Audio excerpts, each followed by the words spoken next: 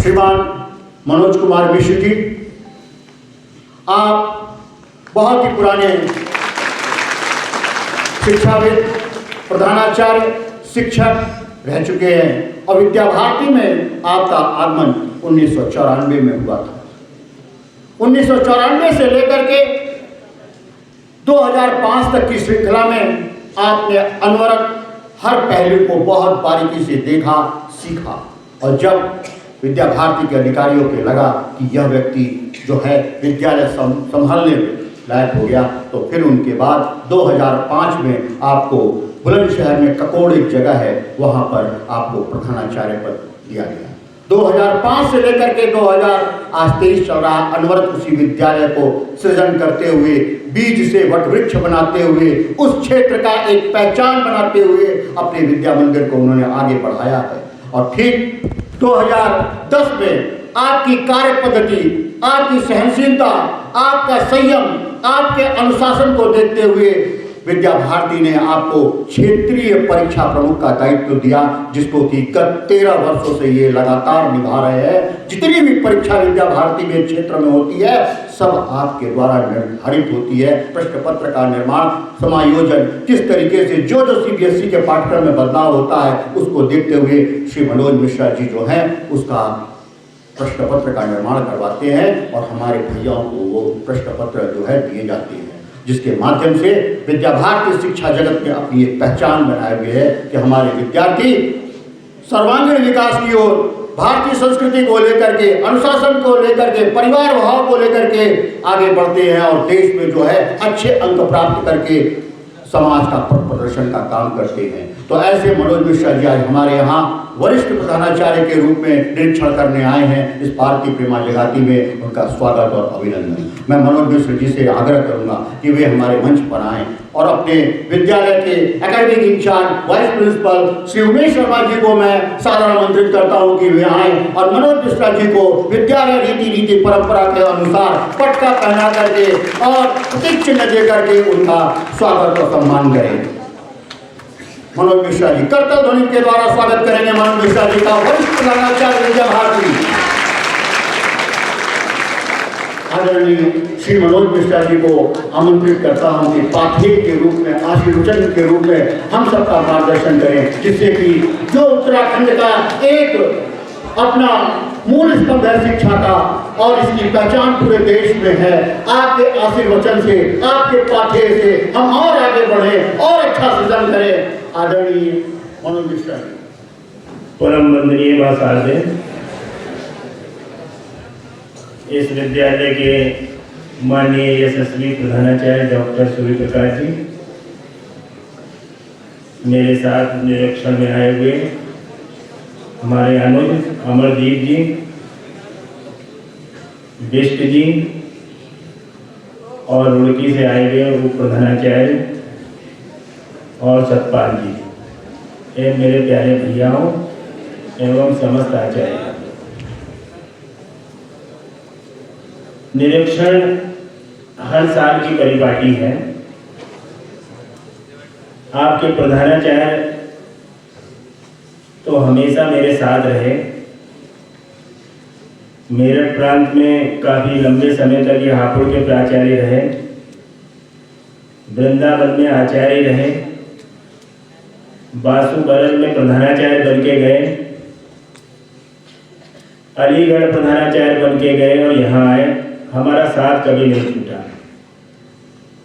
हमारे मार्गदर्शक बड़े भाई के रूप में रहे और जितना ओजस्वी वाणी में उन्होंने परिचय हमारा कराया है गर्म जोशी के साथ, तो ये तो आपको लगता ही होगा कि वो कितने श्रेष्ठ वक्ता हैं। अपने प्राचार्य के श्रेष्ठ वक्तव्यों को सुनते सुनते सभी श्रेष्ठ वक्ता नहीं हो सकते। तो आपको शायद मेरा वक्तव्य, मेरी बातें ज़्यादा अच्छी, क्योंकि वो बहुत आगे की सोच वाले साइंस के व्यक्ति हैं, तो मैं अपनी बात को रखता हूँ आगे। निरीक्षण कभी भी इस तरीके का निरीक्षण हमारा नहीं होता कि सरकारी परिपाटी की तरह। सीखना और सिखाने की पद्धति है हमारी। विद्या भारती की। हम लोग जिस विद्यालय में निरीक्षण करने के लिए जाते हैं या हमारे यहाँ जो लोग निरीक्षण करने के लिए आते हैं, तो वहाँ क्या अच्छी अच्छी चीज़ें हैं, उनको हम कैसे एब्जॉर्ब करें, कैसे ग्रहण करें, आत्मसात करें, और हमारे यहाँ क्या चीज़ें नहीं चल रही हैं जो यहाँ छुटी हुई हैं, उनको आदान प्रदान करने की बात है निरीक्षण। सीखने को बहुत कुछ यानी कि बच्चों से भी मिलता है, और इतने अनुभवी, इतने पुराने आचार्य, मैं कम से कम 6-7 बार इस विद्यालय में आ चुका हूँ मेरे इतने लंबे कार्यकाल में, तो मुझे कुछ ना कुछ इस विद्यालय से सीखने को हमेशा मिला है, और ये निश्चित है कि ये विद्यालय बहुत ही ख्याति प्राप्त है।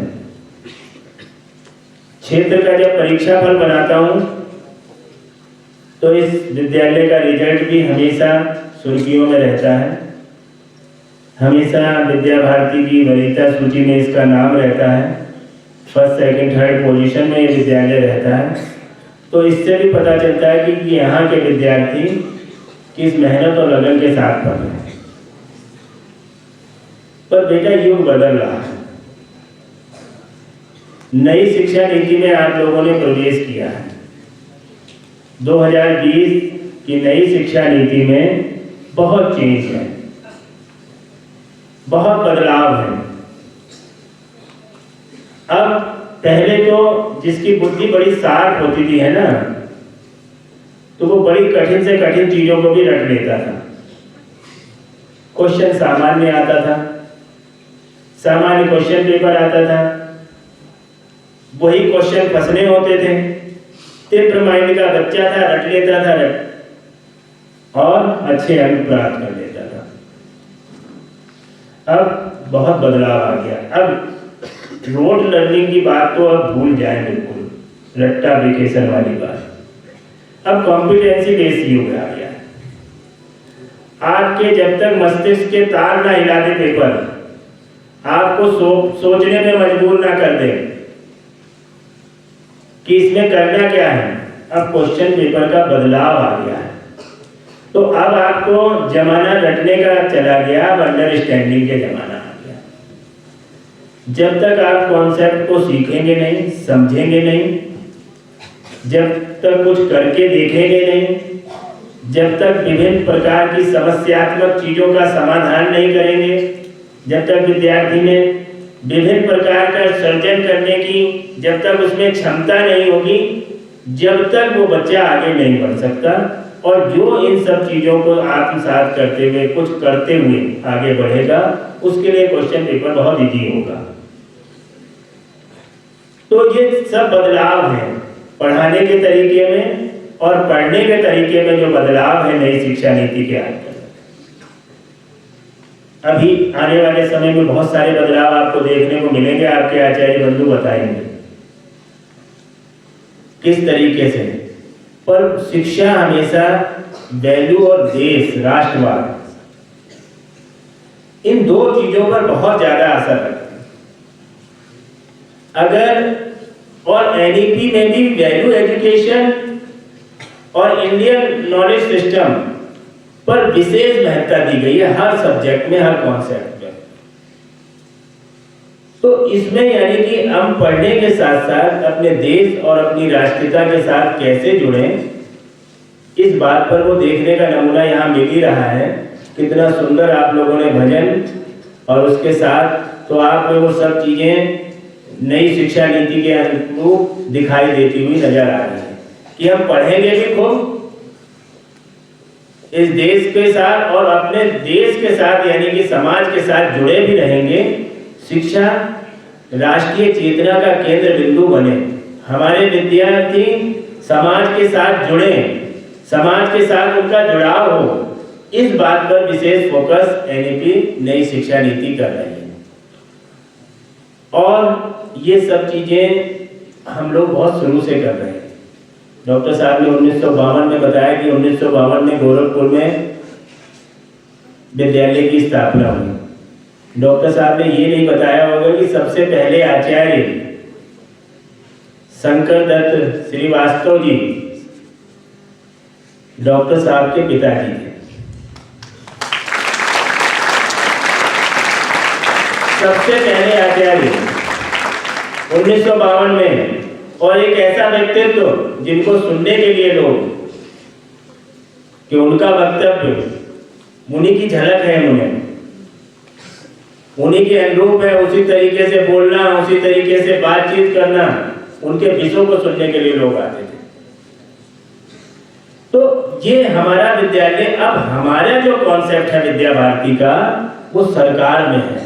ये बहुत बड़ी उपलब्धि है, हम सब के लिए गौरव का विषय है कि जो हम 1952 से करते आ रहे हैं, आज वो हमारी राष्ट्रीय शिक्षा नीति में देखने को मिल रही है।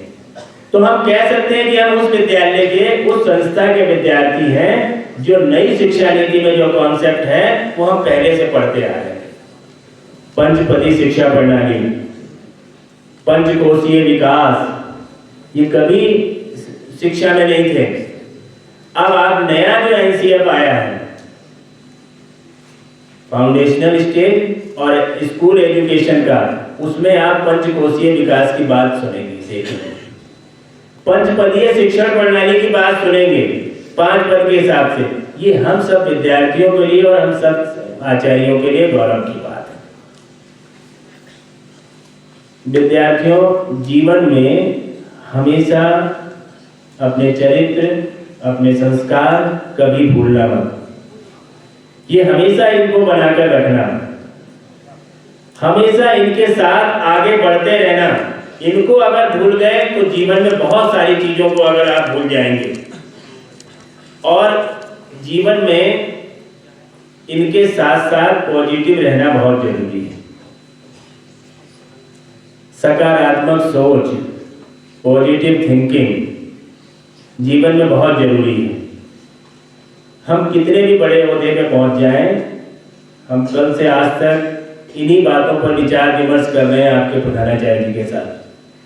कितने भी बड़े ओहदे पे पहुंच जाएं, अगर हमारी सकारात्मक सोच नहीं रही तो हमारा ज्ञान, हमारी विद्वता सब धाराशायी हो जाएगी। हमें कोई पूछने वाला नहीं, हमारी आलोचना करने वाले लोग होंगे। ऐसे कितने अधिकारी हैं जिनके बारे में लोग अच्छा सोचते हैं।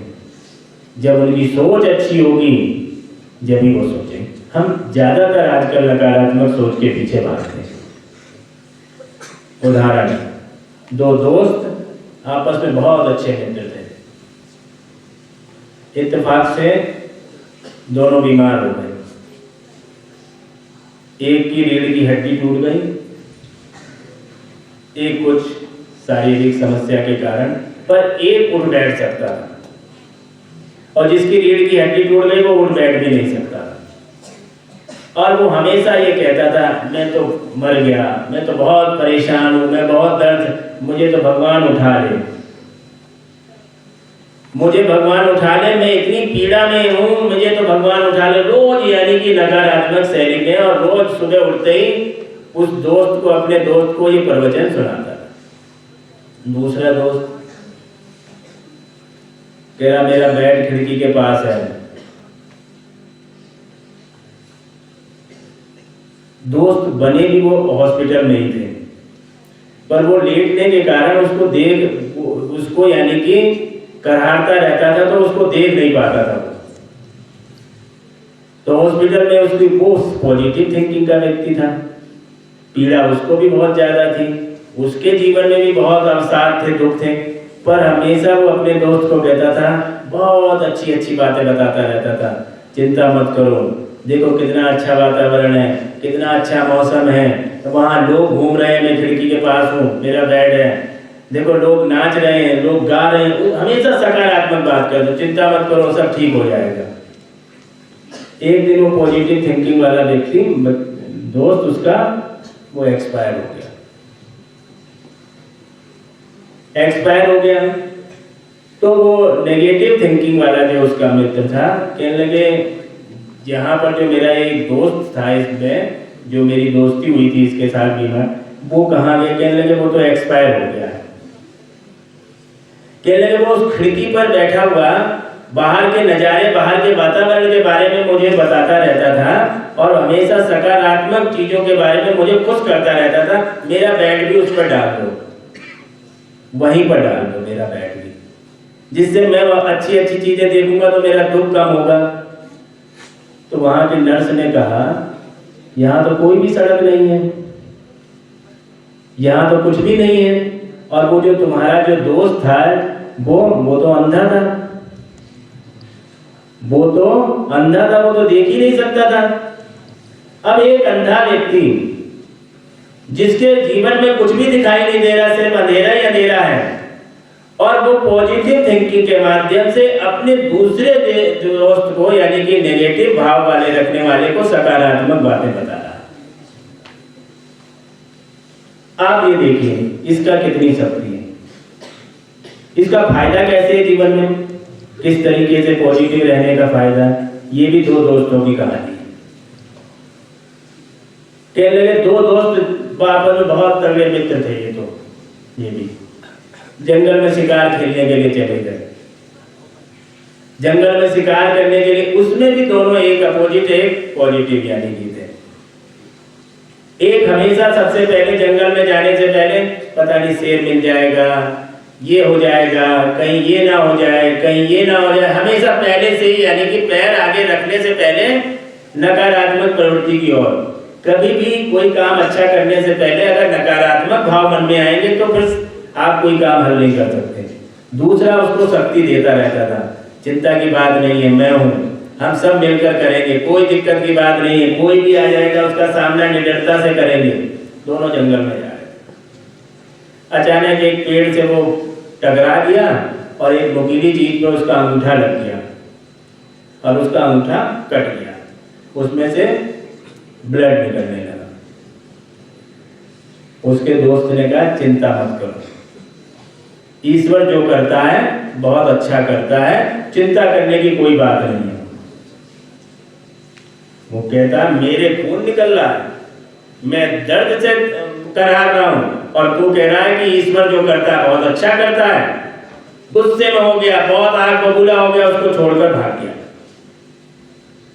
उसको छोड़कर भाग गया, जंगल में अकेला निकल गया। आगे चलकर जंगल बड़ा भयानक था, उसे डर लगने लगा, और वहां पर जो सरदार कबीलों के लोग थे जंगल में वो मिल गए, पकड़ लिया उसे, कहने लगे इसकी बलि चढ़ाई जानी है। अब जब बलि चढ़ाने का नंबर आया तो उसका अंगूठा कटा हुआ था। बलि कटी हुई चीजों की नहीं चढ़ाई जाती, इसलिए उसको छोड़ दिया। अब वो दोस्त कुछ दिन बाद उसको मिला, कहने लगा तू ठीक कह रहा था, ईश्वर जो करता है वो ठीक करता है। कहने लगा तो फिर उसने कहा तेरे से लड़ाई मेरी हुई है ना, ईश्वर ने वो भी ठीक किया। कहने लगे क्या मतलब? कहने लगे अगर उस दिन मेरी तेरे से लड़ाई ना होती तो तेरी जगह मैं मारा जाता, मेरी बलि चढ़ाई जाती, तेरी जगह मेरी बलि चढ़ाई जाती अगर मैं, तो लड़ाई होना भी पॉजिटिव था, ईश्वर का था, और अंगूठा कटना भी ईश्वर का ही था।